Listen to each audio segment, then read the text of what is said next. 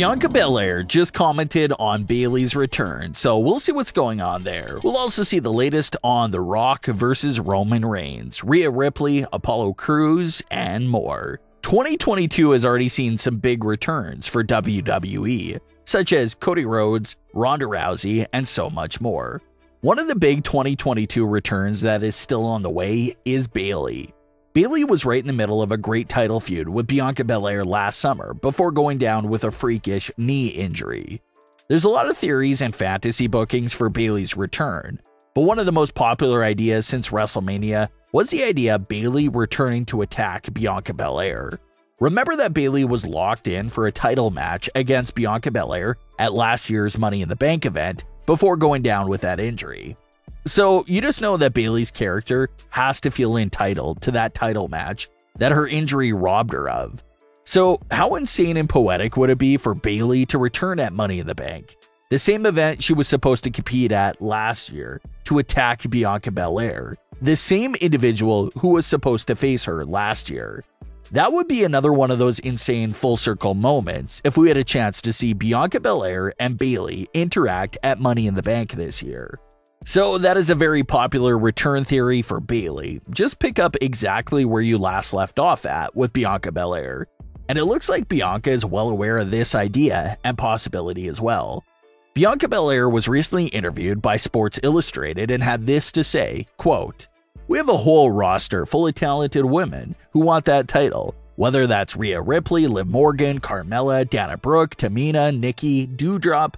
I know that I have to keep my eye out for Bayley. I love to do this, and I can't wait to see what's next." End quote. Rhea Ripley will be next for Bianca Belair, but like she said herself there, you have to keep an eye on Bayley because she's a WWE free agent. So WWE can bring her back on either main roster brand. It's something that both women champions should be on high alert for. Speaking of Bianca Belair's challengers, that brings us to Rhea Ripley. As soon as Rhea Ripley turned heel in May, it was instantly reported that Rhea would be used down the line as a big heel challenger for Bianca Belair. And just a month later, we see that it was true. Rhea Ripley just became the #1 contender for the Raw Women's title by winning that fatal 4-way match on Raw. So it happened a little sooner than expected, but either way, we're getting Rhea Ripley versus Bianca Belair. A lot of fans believe that Rhea Ripley is heading into this match looking really strong. Rhea has been on a roll since her heel turn. She just finished taking out a legend like Edge, and now she's getting a title match. Rhea Ripley is coming into this match looking like the biggest threat ever to Bianca Belair. So it's going to be tricky because if Bianca Belair retains the title, that means Rhea Ripley is getting pinned or submitted. So if that does happen, what will that do to Rhea's momentum and the overall look of the Judgment Day? Rhea looked great taking out Edge and winning the Fatal 4-Way later on that same night, but will she be defeated at Money in the Bank? You have to assume that Bianca Belair is the favorite to win this matchup because we're still very early into her title reign. But if Rhea Ripley was able to pull off this upset and win that title to bring back to the Judgment Day, that would not only be a great look for Rhea, but it'll be a great look for the entire Judgment Day. Seeing Rhea hold a title may inspire Finn and Damian to start hunting down some titles of their own. But that's the latest on Rhea Ripley. She'll get her title match at Money in the Bank. NXT saw another massive return this week for their brand with Apollo Crews. Apollo spent the last year and a half with a huge character change of embracing his heritage, carrying himself as royalty, bringing on an accent to his character, and even having a military commander by his side. It started off strong at first. He captured the Intercontinental title and had a great run, but he wasn't being used at all in recent months. So that family heritage persona appears to be fully gone, and he's back to being his previous character. The end of that persona also means bad news for Apollo's commander because he would now need a new character as well since that act is now finished. Apollo's appearance in NXT was not presented as being a brief return, it was presented as more of a permanent brand change for him. He will be a regular appearing superstar for NXT and appear only for NXT.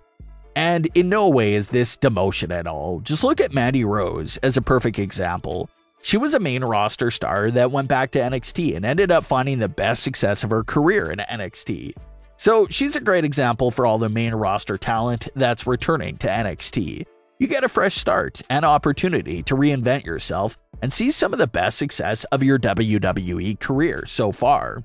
So this now applies to Apollo Crews. They've dropped the entire royalty persona, and now he'll be more of a serious act in NXT. He can be that veteran presence in the locker room to guide the young talent, while also elevating himself in the process as well. Some fans joked about the great long-term booking because it was Apollo Crews who went and talked with Roman Reigns backstage on how to better his career during the Thunderdome days. And now, Apollo was out there in NXT teaming with Roman's cousin, Solo Sikoa. But it'll be great to keep an eye on Apollo Crews and where this could go for him in NXT. WWE recently posted a graphic questioning fans for their opinions on who will dethrone Roman Reigns. Roman himself was seen in the comments of the post, and he said, quote, "Keep dreaming," end quote. We previously talked about how the next few upcoming challengers for Roman Reigns may be Riddle, Randy Orton, and Drew McIntyre. But how about even deeper into the future with the highly rumored and highly anticipated meeting between Roman Reigns and The Rock at WrestleMania 39? There's been a lot of teases for a Roman Reigns and Rock match over the last few years. However, there's been no confirmation of the match actually taking place. WrestleMania 37 was one of the first talked about locations for the match, but it never happened. Then, Roman Reigns and The Rock were rumored to interact at Survivor Series 2021, but that was unable to happen as well. Then some fans thought The Rock would make a surprise appearance after WrestleMania 38 to challenge Roman Reigns to a match the following year at WrestleMania, but that didn't happen as well. But no matter how many times that big interaction doesn't happen, fans still aren't losing hope. A sports betting outlet is even running very early odds on the WrestleMania 39 match between The Rock and Roman Reigns. The match is not confirmed at all, but Roman Reigns was the big favorite over The Rock in those odds. And that's not really a surprise. If The Rock versus Roman Reigns actually happens, Roman will definitely pick up the win over The Rock. The Rock defeating Roman doesn't really do anything for the story, especially if The Rock is going to head back out after the match. But Roman getting that pinfall would be a massive win and give him something more to brag about and use as evidence of him being the new head of the family. Like everyone has said by now, the title doesn't even have to be on the line for this match. It'll be just as important and interesting with or without the title, so that doesn't really matter either. But what are your thoughts on today's stories? Leave your comments below. Don't forget to subscribe with all notifications on, and leave a like if you enjoyed. Thanks for watching, guys.